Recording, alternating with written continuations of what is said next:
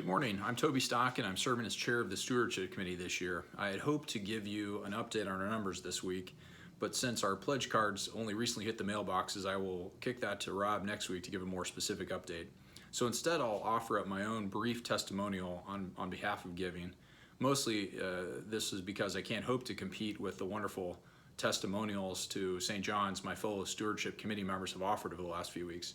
Though I will add that joining St. John's has made my life so much richer and more fulfilling, and I can't wait till we're back in person for Sunday morning services in the hopefully not too distant future. One of my Stewardship Committee colleagues said a few weeks ago that people should give until it feels good. I love that because it rings so true to me. I've had the good fortune to work in nonprofit development and fundraising for the last 12 years, and through most of it, I've also worked for a boss whose academic work had been in the study of charitable giving. So I got to see both the joy that comes from giving up close and personal, while also hearing about the science behind that joy of giving. My then boss has cited experiment after experiment in the social science literature showing that people who give more to charity tend not only to be happier, healthier, and wealthier, but that there's reason to believe that the causal arrows go in both directions. In other words, that people tend to get happier because they give more, and even that they get wealthier as they give more, which is even more counterintuitive. Then the two of us would sit down with a very wealthy person and see how happy it made them to make a large gift to something that they cared about. It is really because of that experience that I found myself trying each year to increase my own budget for philanthropy, however small in comparison. And I found that the day I sat down in December to write all those checks was a very happy one, and that it made me want to do even more the next year.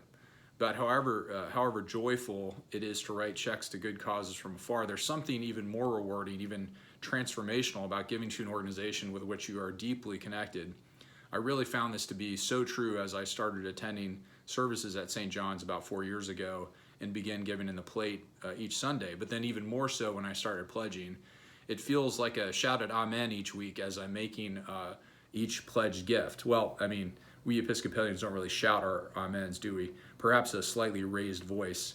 It's an amen to the preaching and liturgy, an amen to the music, an amen to the fellowship and the goodwill that infuses St. John's week in and week out, amen to all the ministries and outreach and everything else that we do as a community.